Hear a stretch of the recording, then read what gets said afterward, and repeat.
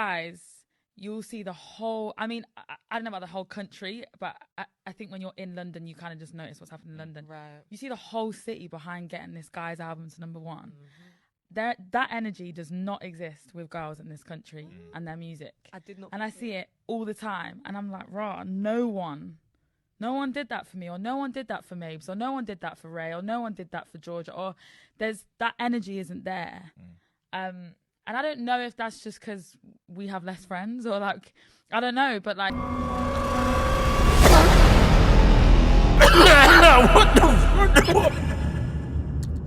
What's good, my little community? Welcome back to another lovely, beautiful, sexy, amazing video with the equally lovely, equally beautiful, equally sexy, and equally amazing LiTTyENT. You already know what time it is. Now let's go. Now, guys, the topic for today seems to be in regards to the UK, or more specifically London, and how there is a lack of support for when females drop music over when men drop music. And the person spouting this out is none other than Mahalia. Oh boy, oh boy, oh boy. Now we're going to break down the reason for why this is, or why people may be perceiving this to be this way, but you already know what you gotta do. You just gotta like, comment, subscribe to keep you up to date every time I drop a banger like this one, and hit that note because you ain't in the so you can be the first to know when one of these videos comes out. And without further ado, let's get straight into it. Now, as you can see from the video that I put at the start of this one, Mahalia, who is a British singer and songwriter, and I'm sure she's quite high on a lot of you know, horn dogs baddie smash list in the UK. Girl, I know you want this. She basically went on the Who We Be Talks podcast to discuss how she felt about how music is perceived in the UK, and she went on to claim that when it comes to male artists, there's a lot of like petitions or hashtags for people to get their album to number one. She didn't specifically say who she was referring to, but I'm gonna play Connect 4 and say she was talking about, you know, Stormzy, Dave, J Hus, and Nines, who I believe are like the only ones who've actually gone number one so far. So, and then she said when it comes to people like her or Mabel or Georgia Smith, that the same support is not there. If I had to put on my Inspector Gadget hat, she's basically saying that there's an element of sexism within the way that the UK digests and supports its music.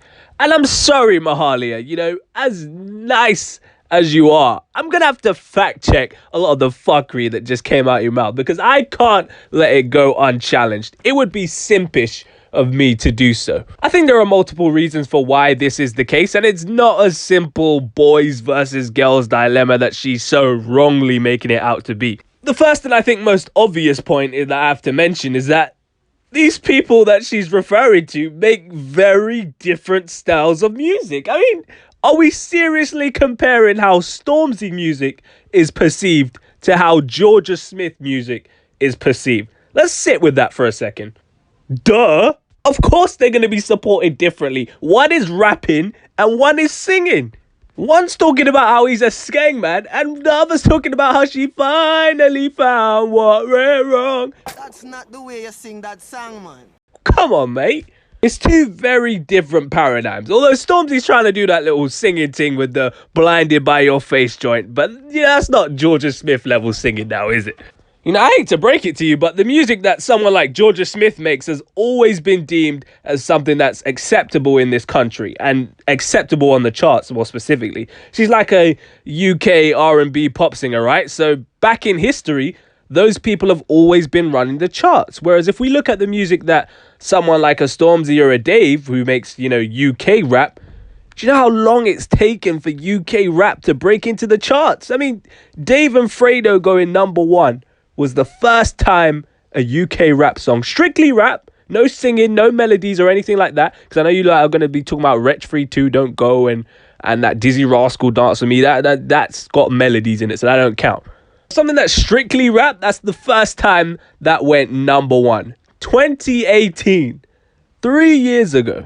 So it's quite evident that UK rap has been an underdog in this country for quite a while. So of course people are going to be petitioning and hashtagging for Dave and Stormzy and people like that to go number one, because them going number one is unheard of. UK rap albums don't usually go number one. That happening is breaking the chart norm. Hence, when there's a chance for it to go number one, people want to make sure that it happens. It has nothing to do with their gender. It has to do with making history. Secondly, I'm going to tag on to the point of being an underdog even more. And this is an uncomfortable reality, but a truthful one.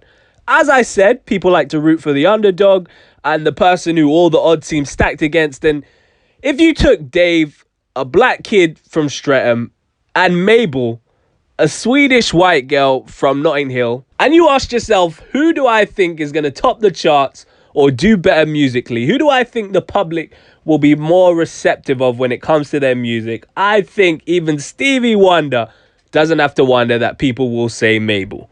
Yeah, that's true. Now let's go back to my nigga on the floor. So hence the odds again are against Dave or people like Dave. So when it comes time to music support, people are going to support the people who seem like they're less likely to succeed. And those people just appear to be people like Stormzy, Dave, J Hus and Nines, etc. Not people like Georgia Smith, Mabel and yourself. And again, it is not a sexism thing. It's just a reality thing. You get the average everyday consumer who just listens to whatever's hot right now, and if they see Georgia Smith on the cover and they see Stormzy on another cover and they have no knowledge of who either of those two people are, they're gonna click the one with Georgia Smith. I'm sorry, they're just gonna do it. The odds are stacked against rappers from poor areas in London. I'm sorry, that's just the reality. That's why as a culture, we have to support them. We have to make these petitions. We have to do these hashtags. You have to keep your Spotify streaming their album all day so they can get to #1, because that's how we break these norms that's going on right now. That's why we have all these headlines saying Dave sold the highest for a UK rap album since whatever, Stormzy's first UK rap album to go #1. If Mabel went #1, she's not breaking any records. I'm telling you that now. And I mean that in the sense of, she's not going to be the first pop album to go #1 or in the UK or anything like that. Not by a long shot. At the most, she could be the first Swedish person to do it. But I think even Swedish House Mafia must have gone #1 because they were doing bits back in the day. So I'm sure they got something there. So maybe not even that. And finally, and I hate to say this, but I just got to keep it 8 more than 90. You guys know I keep a buck over here. Stormzy, Dave, J Hus, Nines, they all make way better music than Georgia Smith, Mabel, and sadly yourself, Mahalia. And Mahalia, I know you got some tunes, that cool down sim up tune that goes hard.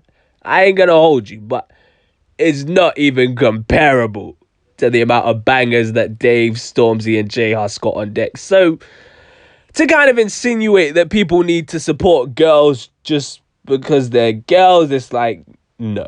Get in the studio, make better music, and then maybe people will be like, damn, this album is fire. This album is full of bangers, top to bottom. Yeah, let's get this album to #1.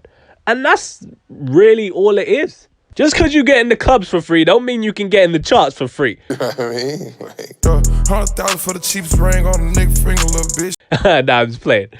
But no, I don't want this to feel like an attack on the female artists I mentioned, because I love each and every one of you in your own specific ways. But I can't let this insinuation of there being some sexism in the UK go without being challenged. As I said, it would be very simpish of me to do so. What do you think about this? Do you think Mahalia is right and that when it comes to the UK, they only want to support male artists and not female artists? Or do you think that Mahalia is chatting out her booty hole? You let me know in the comment section down below. Don't forget to like, comment, subscribe. We're on the road to 600 subs. You already know what time it is. You can follow me on my personal at the only LiTTyENT. If you care about what I do, I'm not making these bangers for you. I post updates on Twitter as well, so you might as well follow me on there, because what else are you doing with your life? Absolutely nothing, mate.